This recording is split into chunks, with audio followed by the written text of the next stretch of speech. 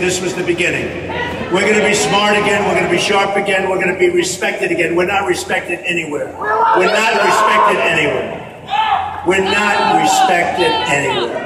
So I just want to tell you, we're going to start winning again. We're going to win on trade. We're going to win with our military. We're going to win at every level. We're going to win with education. We're going to win with healthcare. We're going to win with the border. We're going to have a real border.